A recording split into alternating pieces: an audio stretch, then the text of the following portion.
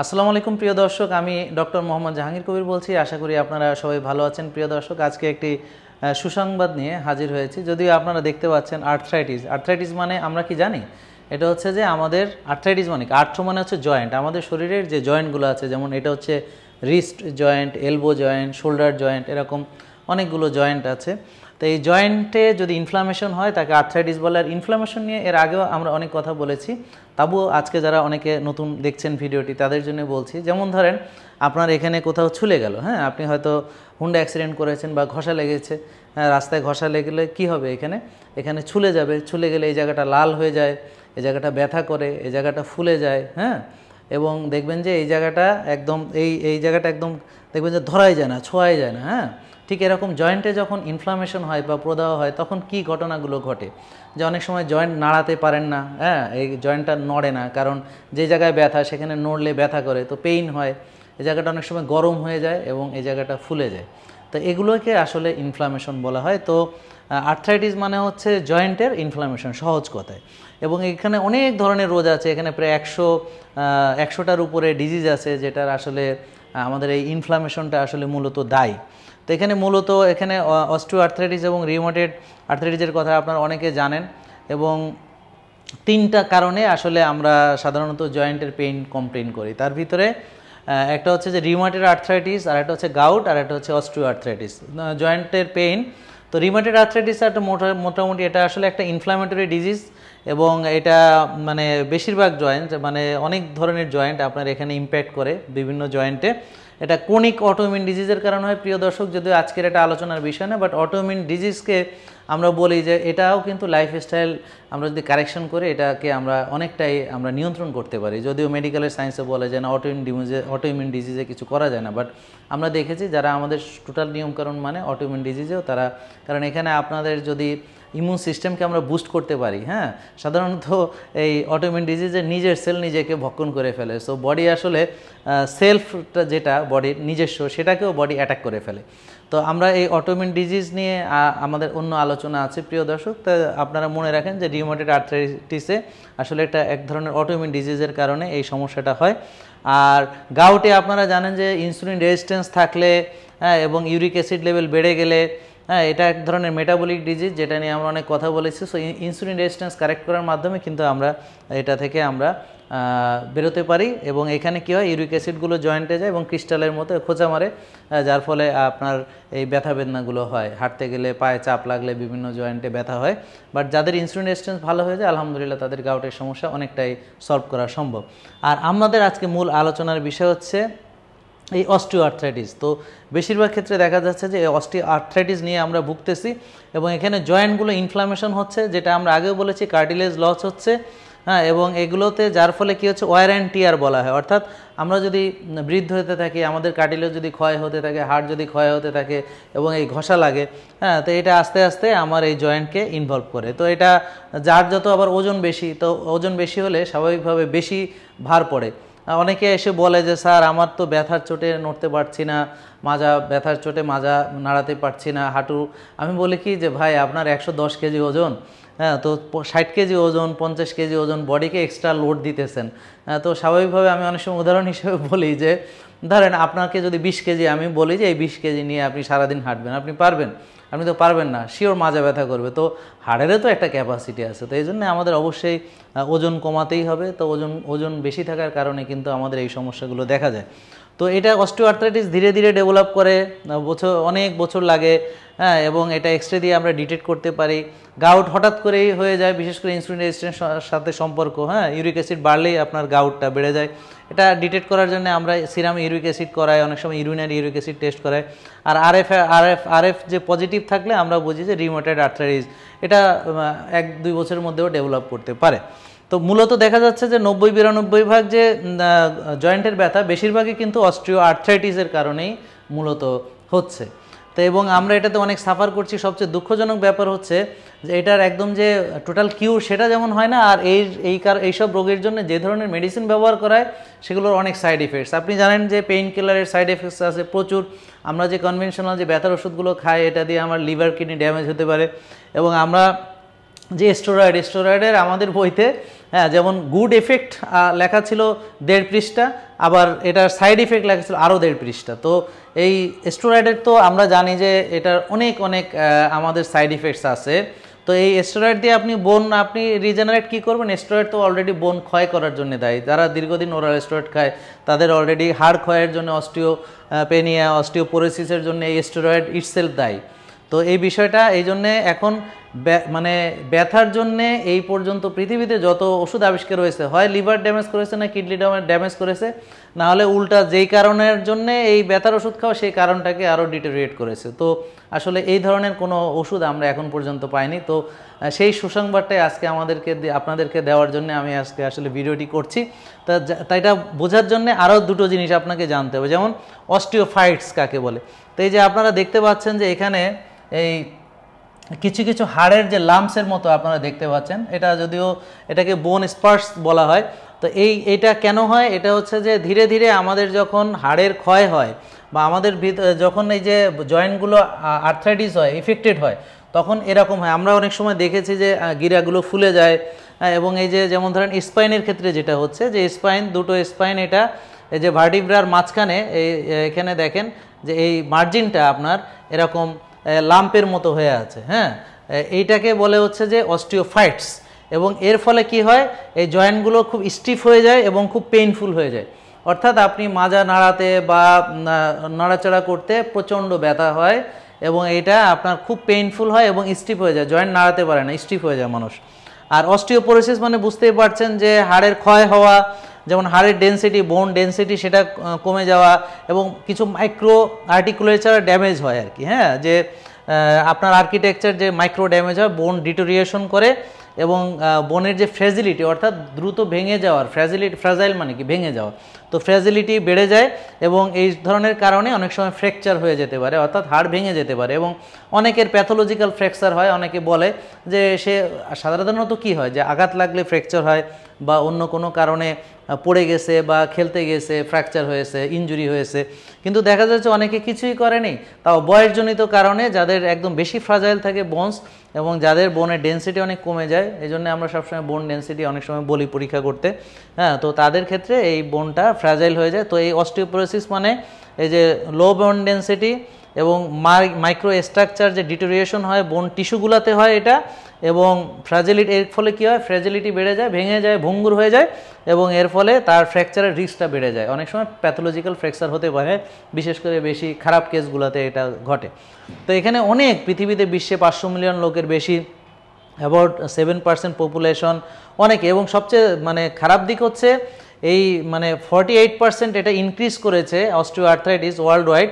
এই 1990 সাল থেকে যদি কম্পেয়ার করি 2019 সালে এটা 48%, মানে এটা এখন খুব খারাপের দিকে যাচ্ছে, এবং প্রায় কে নাই ব্যথা ছাড়া বলেন তো? প্রতিটা মানুষই তো আমরা ব্যথায় আক্রান্ত। তো যাক, অস্টিও আর্থ্রাইটিস, এটা অস্টিও মানে বোন, আর্থ্রো মানে জয়েন্ট, আইটিস মানে ইনফ্লামেশন, এটা তো অলরেডি আপনারা বুঝে ফেলেছেন। এবং এর সঙ্গে ক্ষয় হচ্ছে, কার্টিলেজ ক্ষয় হচ্ছে, এবং এটার সঙ্গে ইনফ্লামেশন যুক্ত আছে। অর্থাৎ আমাদেরকে এমন একটি জিনিস খুঁজতে হবে যেটা অ্যান্টি ইনফ্ল্যামেটরি। হ্যাঁ, তা আমরা জানি যে অ্যান্টি ইনফ্ল্যামেটরি অনেকগুলো জিনিস এর আগে আপনাদেরকে বলেছি। এখন ইনফ্লামেশনের যে এখানে যে অস্টিও আর্থ্রাইটিস হইতেছে, যে প্রদাহ হইতেছে, তার মেইন কজগুলো কি কি?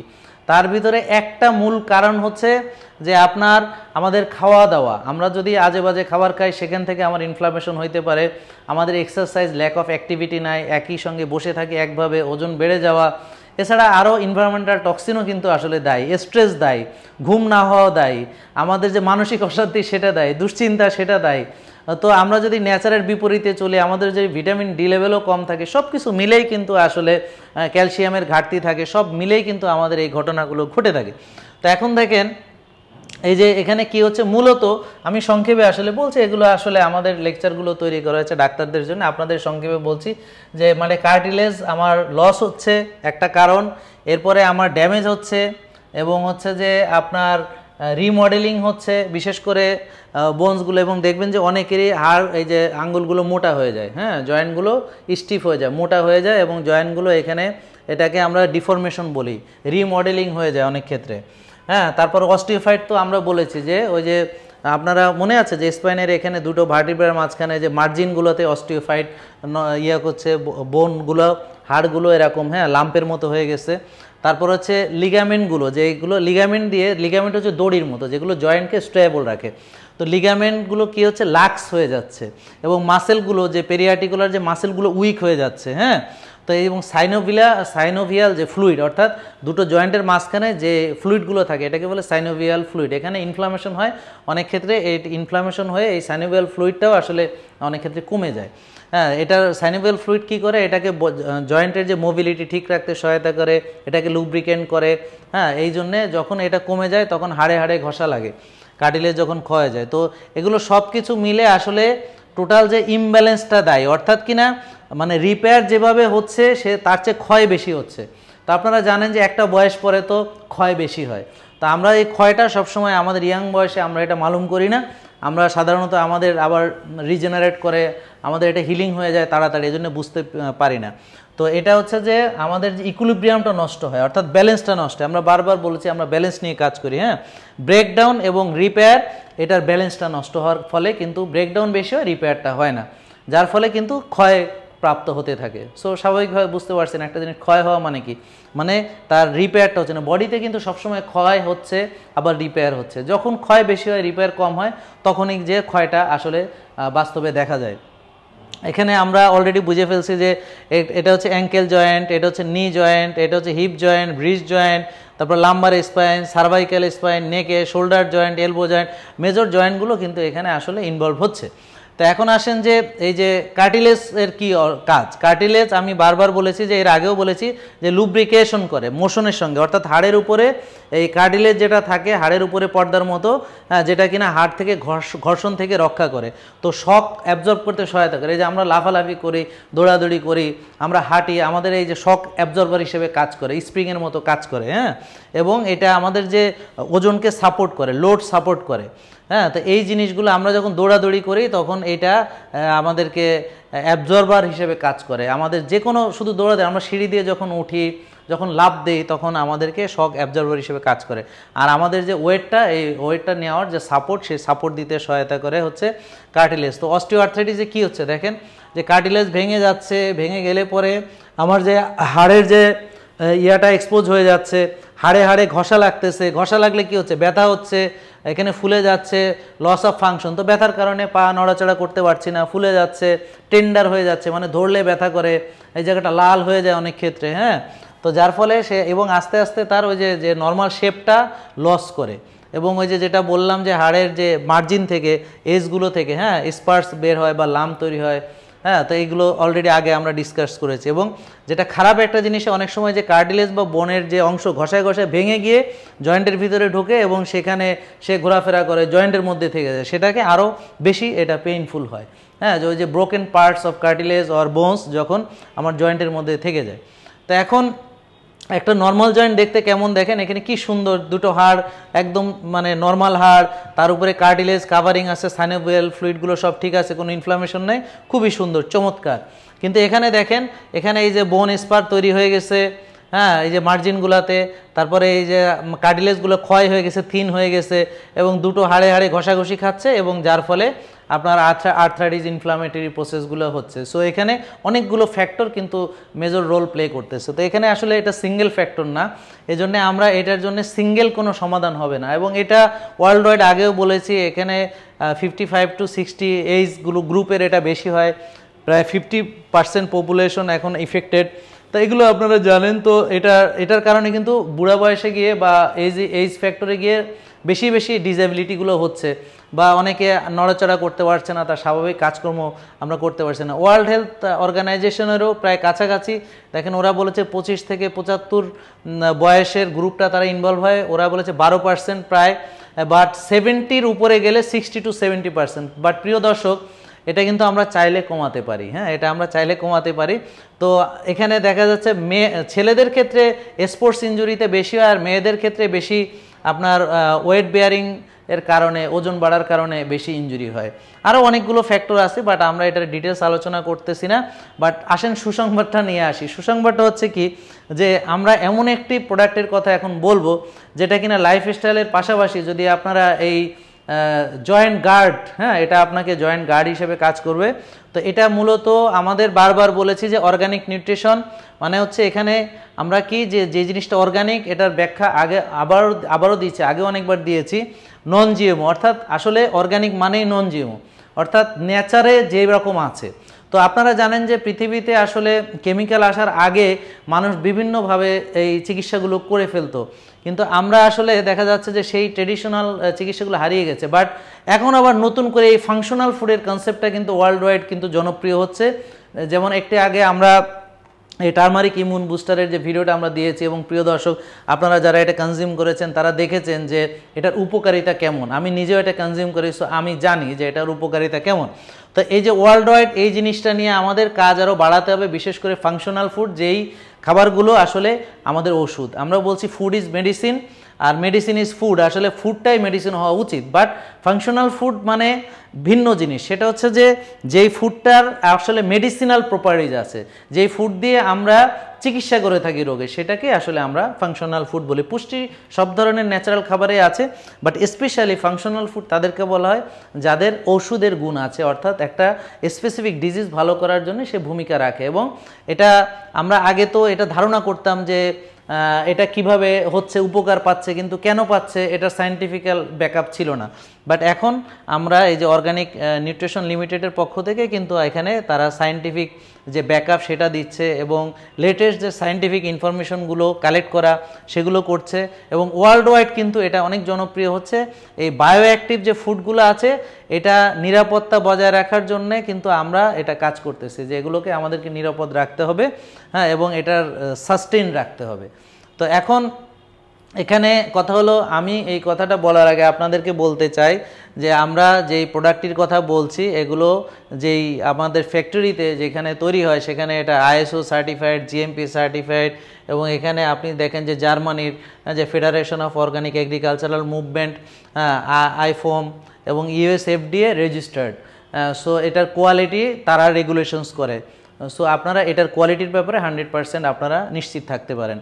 এখন এটার স্ট্রেংথটা আবারও বলেছি আমরা যে এখানে সবগুলো বিষয়ে আপনার ইন্টারন্যাশনাল এবং ন্যাশনাল ল, রেগুলেশনস এবং গাইডলাইন ফলো করে এখানে একটা ফুড সায়েন্টিস্টরা এখানে কাজ করছেন, এবং এখানে অনেক পিএইচডিধারী লোক এখানে এটার পিছনে আপনারা কাজ করছে।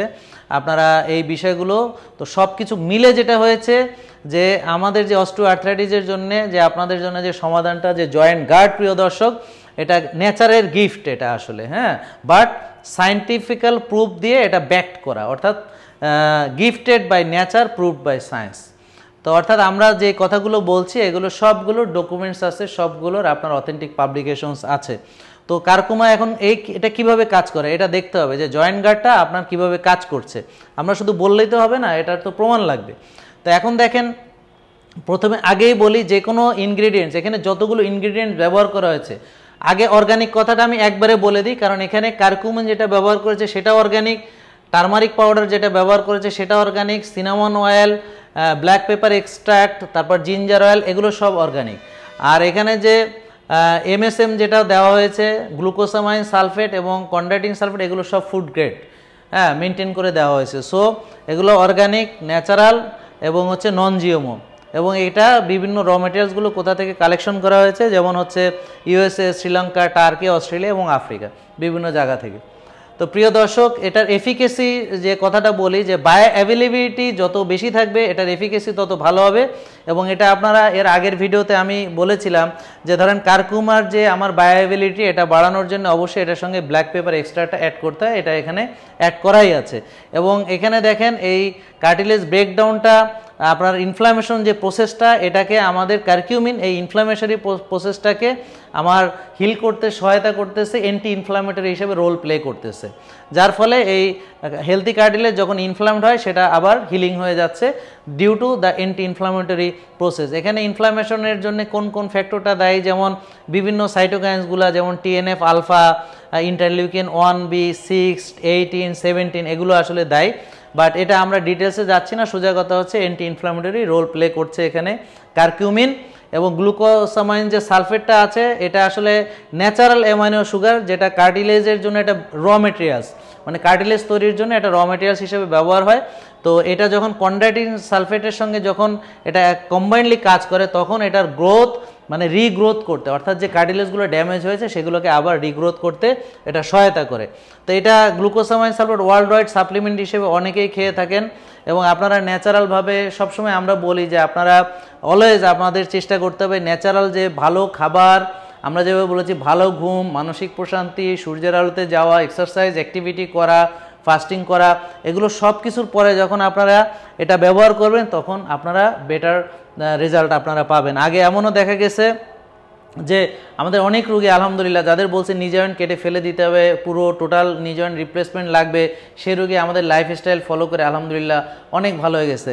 এখন আমাদের রোগীরা যখন আমাদের লাইফস্টাইল ফলো করার পরে যখন এই ধরনের একটি প্রোডাক্ট কনজিউম করতে পারবে, এবং আমি এই ব্যক্তিগতভাবে প্রায় এটা আসলে জয়েন্ট গার্ড হিসেবে নতুন এসেছে, হ্যাঁ, আগে জয়েন্ট কেয়ার হিসেবে ছিল, লিকুইড ফর্মে ছিল জয়েন্ট কেয়ার।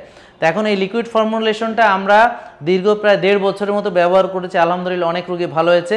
বাট আমার একটা কনসার্ন ছিল যে এই জিনিসটা যদি লিকুইড না হয় ক্যাপসুল আকারে হতো তাহলে আমাদের রোগীদের জন্য বেশি সুবিধা হতো। তা আলহামদুলিল্লাহ এখন আমরা ক্যাপসুল আকারে আপনাদেরকে এটা দিতে পারছি আলহামদুলিল্লাহ, যার কারণে আমি এখন এসে আপনাদের মাঝে এতদিনের যে রেজাল্ট অলরেডি আমি অনেকগুলো এটা আমাদের রোগীদের উপর প্রয়োগ করেছি, আলহামদুলিল্লাহ রেজাল্ট তাদের খুবই ভালো। এবং আপনারা তো আসলে বুঝতেই পারবেন যে বিশেষ করে এটা ইমপ্রুভ করে মোবিলিটি, আমরা কী হয় জয়েন্টের মোবিলিটি, আমরা যেমন ফ্রোজেন শোল্ডার হলে কি আমার ঘাটটা উঠাতে পারি না, তো মোবিলিটিটা কমে যায়। তো এটার মোবিলিটি, জয়েন্ট মোবিলিটি ইমপ্রুভ করতে, ইনফ্লামেশন কমাতে, ফ্লেক্সিবিলিটি বাড়াতে, হ্যাঁ, এবং জয়েন্টের স্টিফনেস কমাতে এটা সহায়তা করে, অর্থাৎ ওভারঅল জয়েন্ট ফাংশনটার আপনার জয়েন্ট হেলথটা আপনার এটা এনশিওর করা হয়। সো গ্লুকোসামাইন সালফেট আসলে সিঙ্গেল মোস্ট আমরা আলোচনাটা করছি না, অর্থাৎ কিনা লাইফস্টাইল, তার সঙ্গে কার্কুমিন অ্যাক্টিভ ফর্মে, তার সঙ্গে অন্যান্য জিনিস গ্লুকোসামাইন, কন্ড্রয়েটেন, এমএসএম সবগুলো মিলে কিন্তু কাজটা করতেছে। সো সিঙ্গেলি আমরা তারপরও কোনটা কিভাবে কাজ করছে অনেকে জানতে চাইবেন, এই জন্য যেমন এমএসএম মিথাইল সালফোনাইল মিথেন, এটা হচ্ছে এমএসএম, এটাও আপনার এই পোটেন্ট জয়েন্ট সাপ্লিমেন্ট। এটা কি করে, এটা হচ্ছে যে কম্বিনেশন অফ এমএসএন গ্লুকোজ মানে দুটো একসঙ্গে মিলে এটাও আবার ইনফ্লামেশনকে ফাইট করছে। সো কার্কিউমিনও করছে, এমএসএম এবং গ্লুকোসামাইন মিলে এটা ইনফ্লামেশন করছে এবং রিস্টোরেশন করছে, অর্থাৎ যে জয়েন্টটা আমার ডিস্ট্রয় হয়ে গেছে এটাকে রিস্টোর করছে। এবং এটা স্বাভাবিকভাবে এটারও এই যে রেঞ্জ অফ মোশন এবং ফিজিক্যাল ফাংশন ইমপ্রুভমেন্টে সহায়তা করছে। আসলে মূলত সবগুলো একই সঙ্গেই কাজ করছে, আলাদা আলাদাভাবে না। তারপরও আমরা প্রতিটা ইনগ্রেডিয়েন্টসের আলাদা ইয়াটা দিচ্ছি, যেমন কন্ড্রয়েটিন সালফেট, এটা আপনারা জানেন যে balance the cartilage matric Joints, এখানে মূলত এটা কার্টিলেজ যে ডিস্ট্রয় হওয়া থেকে এটাকে বিরত রাখে, ইনহিবিট কার্টিলেজ ডিস্ট্রয়িং এনজাইম এটার মাধ্যমে। আর হচ্ছে যে the high concentration of condensed sulphate help to increase synovial fluid.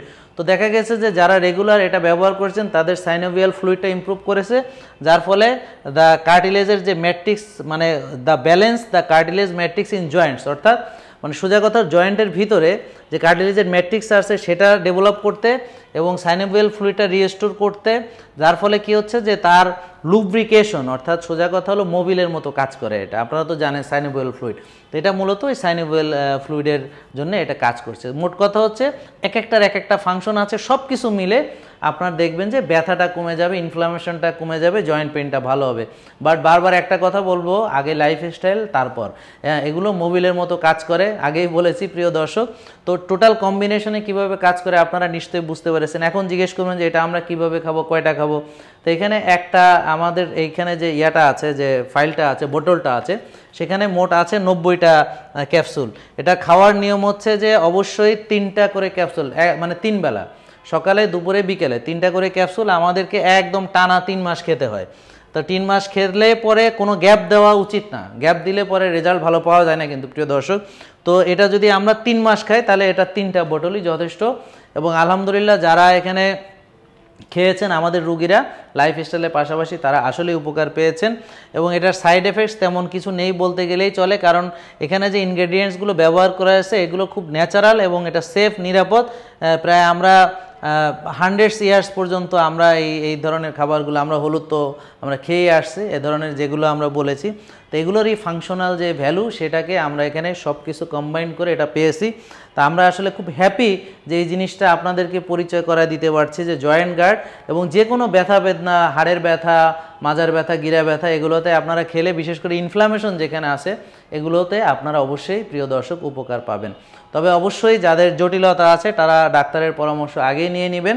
But এখানে যেহেতু এটা ফুড সাপ্লিমেন্ট, যেহেতু এটা ফাংশনাল ফুড, যেহেতু এটা খাবার থেকে নেওয়া, সো এটা আমরা মনে করি এটা একদমই নিরাপদ। অন্তত আমার কোনো রোগী এসে বলেনি যে এটা খেয়ে তার কোনো অসুবিধা হয়েছে।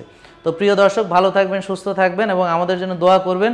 তো আমরা এই জিনিসগুলো আসলে মানে যাতে আপনাদেরকে আরও দিতে পারি, যেই মানে ব্যথার ওষুধ সাইড ইফেক্ট না, এটা কি সম্ভব? হ্যাঁ, ব্যথার ওষুধ হিসেবে এখানে আমরা ব্যবহার করতাম পেইন কিলার এবং হচ্ছে যে স্টেরয়েড।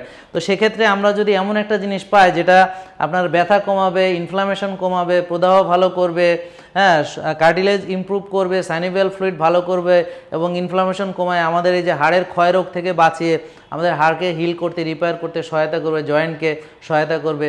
প্রিয় দর্শক, তো এরকম একটা জিনিস উইদাউট সাইড ইফেক্ট আমরা আপনাদেরকে দিতে পেরে আমরা আসলে অনেক খুশি। তো আশা করি আপনারা এটা কনজিউম করে এটা থেকে উপকার পাবেন এবং পরবর্তীতে আপনারা যদি উপকৃত হন তো আমাদেরকে কমেন্ট করে জানাবেন। সবাইকে অসংখ্য ধন্যবাদ। আসসালামু আলাইকুম।